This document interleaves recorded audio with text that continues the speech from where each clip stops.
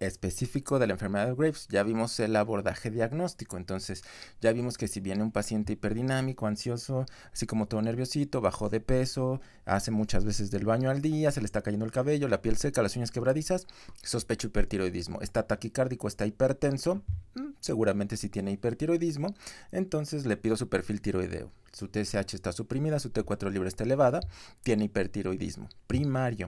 Es mujer, joven, tiene bocio exoftalmos, seguramente tiene enfermedad de Graves. Entonces lo primero que voy a pedir después del perfil tiroideo son los anticuerpos. Los anticuerpos salen positivos, tiene enfermedad de Graves. En el gamagrama, como toda la tiroides está funcionando de VAS, se va a ver hipercaptante y la distribución va a ser homogénea y difusa, ¿vale? Entonces, ya que yo tengo todos esos datos, tengo que ver qué carajos le voy a dar para que esté bien mi paciente. Entonces, como nos vamos a tardar un poquito en el abordaje, lo primero que tenemos que hacer ante un paciente con hipertiroidismo, que ya clínicamente o con el perfil tiroideo sabemos que tiene hipertiroidismo, lo primero que vamos a hacer es el tratamiento adyuvante. O sea, tenemos que darle al paciente algo para que no se sienta tan de la chingada, ¿va? Entonces, lo primero que tenemos que hacer es darle beta bloqueadores. ¿Por qué? Porque recuerden que las hormonas tiroideas estimulan a la adrenalina, estimulan el sistema simpático. Entonces, estos beta bloqueadores nos van a ayudar a disminuir los síntomas adrenérgicos. Disminuye el temblor, disminuye la ansiedad, mejora el insomnio, disminuye la presión arterial, disminuye la frecuencia cardíaca, entonces nos va a disminuir las palpitaciones, el paciente no se va a sentir tan mal y va a poder llevar a cabo su día a día de una manera más aceptable, por así decirlo. Entonces lo primero que tenemos que hacer es darle beta bloqueadores. ¿Cuáles? No selectivos, porque tratamos de abarcar todo el cuerpo, ¿de acuerdo? Entonces, ¿cuál de estos? Propranolol, bueno, bonito y en genérico barato, ¿de acuerdo?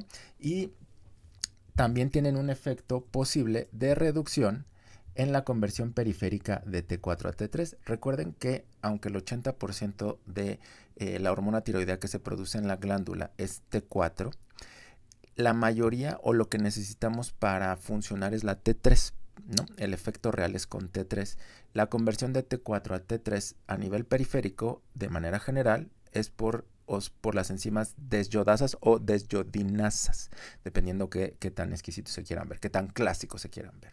Ahora, ¿cómo le vamos a dar el propanolol al paciente? Dependiendo de la severidad de sus síntomas, puede ir desde 10 a 40 miligramos, desde 3 a 4 veces por día, o sea, cada 6 horas o cada 8 horas, dependiendo la gravedad de sus síntomas. Ahora, recuerden que el antagonismo beta 2 a nivel pulmonar produce broncoconstricción. Entonces, si mi paciente tiene un antecedente de EPOC o asma, yo puedo provocarle broncoespasmo. Entonces, si tu paciente, por eso la importancia de la historia clínica, si tu paciente tiene antecedente de asma o tiene EPOC, en automático yo le voy a dar un beta bloqueador selectivo. En este caso sería metoprolol para disminuir los efectos y no provocarle un broncoespasmo. Entonces, ¿por qué te lo pongo? Pues porque me ha pasado, desafortunadamente, y porque puede ser que en tu examen te lo ponga. Bien, otra cosa que podemos utilizar para tratamiento adyuvante, y esto, el uso de yodo va a estar específico, o lo vamos a utilizar solamente en pacientes que tienen riesgo de tormenta tiroidea, o sea, de una crisis tirotóxica, o en pacientes que me urge que pasen a otro procedimiento, un cateterismo cardíaco, una cirugía, por mucho que sea mínima invasión. Recuerden que la anestesia o el procedimiento quirúrgico pueden detonar una tormenta tiroidea. Entonces, el uso de yodo me va a servir para bloquear en ese momento la glándula y producir un hipotiroidismo transitorio. Entonces, como que corto todo el hiper y en automático me va a permitir, junto con los beta bloqueadores, que el paciente pueda pasar a su procedimiento. Ahora, ¿cómo funciona esto? Funciona a través del efecto de Wolff-Chaikoff, ¿vale? El efecto de Wolff-Chaikoff básicamente me habla de la sobresaturación, o sea, el exceso de yodo en la glándula, y este exceso de yodo que va a ser detectado por la glándula va a impedir su acción. Entonces, solita la glándula, cuando tiene mucho yodo, dice no, como que por aquí no es, y va a colapsar, va a dejar de ensamblar hormona tiroidea. Y el cotransportador sodio-yodo, el simportador sodio-yodo, perdón, que normalmente mete el yodo, después de meter la gran cantidad de yodo va a decir, ok, esto no es adecuado y se va a internalizar. Entonces, por una parte ya no se va a absorber yodo y por otra parte ya no se va a organificar la hormona tiroidea. Entonces, ese es el efecto de Wolff-Chaikoff. Ustedes lo pueden recordar como un hipotiroidismo transitorio por yodo. Lo vamos a utilizar en pacientes con riesgo de hormona tiroidea y lo vamos a utilizar en pacientes que necesitamos hacerles un procedimiento urgente, ¿vale? Este hipotiroidismo transitorio por yodo tiene una duración aproximada de 10 días, después de lo cual hay un fenómeno de escape. Entonces, lo ideal sería darle el yodo, el beta bloqueador, esperar de 3 a 5 horas y posteriormente darle drogas antitiroideas porque eventualmente el hipertiroidismo va a regresar. Bien, ahora hablemos como tal. Eso es cuando hacemos el abordaje. O sea, en lo que el paciente se siente mal, pues tenemos que darle algo, en lo que se hacen los estudios, los anticuerpos, el gamagrama y todo para que yo pueda definir cuál es el tratamiento. Hablando de enfermedad de Graves, el tratamiento lo vamos a dividir en dos categorías generales. Uno es el tratamiento conservador. ¿Por qué el uno? Porque ahorita actualmente es el que de manera principal se ve como de primera línea. Y dos, el tratamiento definitivo, ¿vale? El tratamiento conservador se lleva a cabo a través de drogas antitiroideas, ¿vale? Thiamazol o propiltiuracilo. En México no hay propiltiuracilo. Y el tratamiento definitivo se puede llevar a través de el uso de yodo radioactivo, que va a destruir a la tiroides, y de cirugía, ¿vale? Una tiroidectomía que básicamente va a quitar a la tiroides. Y aquí, como decía mi abuelito, matado el perro, se acaba la rabia. Vamos a hablar del tratamiento conservador con drogas antitiroideas. Ustedes van a leer dos en especial, hay más, ¿vale? Pero las dos que ustedes van a leer, sobre todo en literatura americana, es el metimazol o tiamazol, ¿no? Que aquí en México lo vemos como, aquí está su marca comercial, es el tiamazol, y el propiltiuracilo. Ambos van a actuar de una manera similar, van a inhibir la síntesis de hormonas tiroideas al inhibir a la peroxidasa tiroidea, ¿no? La peroxidasa tiroidea se encarga de ensamblar, véanlo como que es la ensambladora, ¿no? La máquina que ensambla los coches en la fábrica, ¿no? Entonces, al inhibir a la ensambladora, pues no podemos hacer nuevo coche, no podemos hacer nueva hormona tiroidea, disculpen por la analogía masculina, ¿vale? Bien. Propiltiuracilo también va a inhibir a las desyodasas, entonces va a inhibir de cierta manera la conversión periférica de T4 a T3, entonces nos va a ayudar de una manera un poquito más eficiente a disminuir el hipertiroidismo del paciente. Como no atraviesa de una manera tan importante la placenta, entonces el propiltiuracilo va a ser de elección en el primer trimestre del embarazo, pero pues no hay en México, ¿verdad? Entonces, ¿qué vamos a utilizar en México para las pacientes embarazadas con hipertiroidismo? Pues Thiamazol, no hay de otra. Ahora, ¿qué tenemos que explicarle a la paciente embarazada que utiliza Thiamazol? Los efectos adversos que puede pasar durante el embarazo o los efectos tóxicos sobre el bebé, ¿no?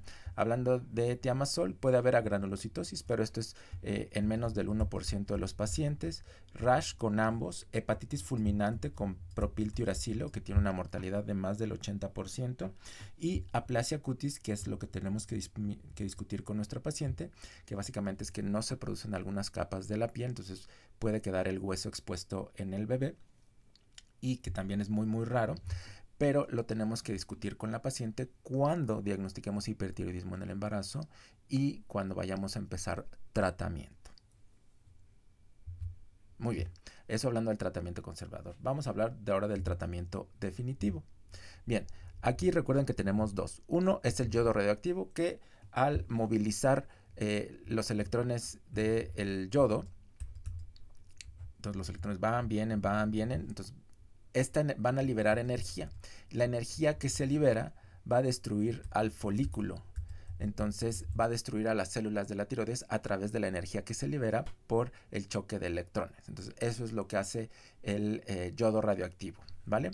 Si voy o planeo utilizar yodo radioactivo en un paciente con enfermedad de Graves, debo suspender las drogas antitiroideas una semana antes de que se lo dé. El riesgo de cáncer o de segundas neoplasias con las dosis pequeñas, que pueden ir de 10 hasta 20 milicuris, es mínimo, no se ha reportado, y va a estar contraindicado en embarazo y lactancia por un aumento en la incidencia de neoplasias hematológicas en el niño. Entonces, en las pacientes que se embarazan o en las pacientes que van a buscar el embarazo en el próximo año, lo ideal sería que no, o sea, no lo ideal, o sea, lo adecuado es que no se embaracen, ¿de acuerdo? Cuando tampoco lo vamos a utilizar, cuando hay dudas de malignidad, porque podemos no destruir el tumor y se queda adosado, entonces para un procedimiento quirúrgico no va a ser posible quitarlo. Cuando tenemos bocios de gran tamaño, ¿por qué? Porque la dosis no va a ser adecuada para penetrar y no vas a destruir todo el bocio, entonces el paciente puede requerir 2 o 3 dosis de yodo radioactivo y no es tan adecuado, ¿de acuerdo? O cuando hay datos de oftalmopatía, porque pues, si te le das yodo radioactivo y destruyes toda la tiroides, todos los anticuerpos que andaban pegados a los receptores de TSH, pues van a salir a la sangre, se van a pegar en el tejido adiposo de los músculos retrooculares y, oh por Dios, van a activar la orbitopatía de Graves. Bien, cirugía. La cirugía nos va a dar un control muy rápido del hipertiroidismo y esta la vamos a dejar, digamos, para los casos de hipertiroidismos graves, o sea, cuando hay riesgo de una tormenta tiroidea o cuando hay bocios muy grandes que tú sabes que con el yodo radioactivo no lo vas a lograr, ¿de acuerdo? La vamos a utilizar cuando hay nódulos fríos porque los nódulos fríos aumentan hasta de un 12 a un 20% el riesgo de malignidad o cuando tenemos malignidad confirmada por biopsia. También la vamos a utilizar cuando es decisión del paciente o la paciente. Si tu paciente dice, no, mejor quítamelo porque estéticamente no es apropiado o prefiero ya quitármelo y quitarme de los problemas, darme hormona tiroidea, perfecto. Si el paciente lo decide, tienes que respetar su decisión. ¿De acuerdo? Efectos adversos de la cirugía, ya los conocen, un proceso infeccioso, sangrado, hipoparatiroidismo, porque por resección de las glándulas paratiroides, esto ocurre en 3 a 5% de los casos, o sea, es un riesgo mínimo, y la lesión al nervio laringio recurrente que nos va a dejar al paciente con disfonía, ¿de acuerdo? Bien, entonces, cirugía, bocios muy grandes, compresivos, con síntomas compresivos o con hipertiroidismos graves, que lo que queremos es eliminar el hipertiroidismo ya. Bien, ahora, ¿qué es lo que actualmente se hace por lineamientos? Actualmente, ya que tenemos diagnosticado al paciente con enfermedad de Graves, lo que nos recomiendan las guías internacionales es iniciar con drogas antitiroideas por al menos un año. Lo podemos llevar de 12 a 18 meses, ¿vale? 18 meses más en las guías europeas, 12 meses más aquí hacia América. Y una vez que terminamos este tiempo de tratamiento, vamos a pedir anticuerpos y vamos a pedir el perfil tiroideo, las PFTs que ustedes van a leer, que son pruebas de función tiroidea, para poder calcular la escala de Grade. La escala de Grade nos va a decir cuál es la probabilidad de que ese paciente entre en remisión o que ese paciente recurra con el hipertiroidismo por enfermedad de Graves. Entonces, acabamos los 12 a 18 meses y mientras el paciente continúa con tratamiento, pedimos anticuerpos contra el receptor de TSH, las pruebas de función tiroidea. Si no pedimos nada y suspendemos así como de rapidito a cualquier paciente, entonces 50% de los pacientes van a entrar en remisión y 50% van a recurrir. O sea, es un volado la probabilidad de que tu paciente remita la enfermedad o recurra, ¿vale? ¿Qué pasa? Si el paciente remite, entonces vamos a vigilar con perfiles tiroideos. Ahora, dependiendo aquí es opinión de experto, dependiendo del experto que tú leas, algunos te dicen que vigiles cada 3 a 6 meses con perfiles tiroideos, otros te dicen que cada 6 meses a un año o cuando el paciente tenga síntomas de hipertiroidismo. No hay un lineamiento estandarizado. Y cuando hay recurrencia, pues aquí lo que nos dicen las guías es que le podemos ofertar al paciente un tratamiento definitivo. Recuerden que el tratamiento definitivo puede ser cirugía o el uso de yodo radioactivo. ¿Va? Bien, así es como se calcula la escala de Grade, se las presento. Entonces la escala de Grade lo que nos dice es, en base al puntaje que le demos, menor, o sea, a mayor puntaje, menor probabilidad de que remita la enfermedad. Entonces, entre menor puntaje, mayor probabilidad de que remita y le suspendes las drogas antitiroideas. La escala de Grade toma en cuenta la edad de mi paciente, la T4 libre, los anticuerpos y su tamaño de bocio. En base a esto hacemos un puntaje. Si tiene un puntaje menor, suspendemos las drogas antitiroideas con relativa calma. Si es un riesgo intermedio, podemos suspender, pero con una vigilancia un poquito más estrecha. Y si el porcentaje, o sea, si el puntaje es muy alto, pues entonces mejor le recomendamos un tratamiento definitivo, ¿verdad? Bien, para eso sirve la escala de Great y así es el tratamiento del hipertiroidismo por la enfermedad de Graves. Sencillito.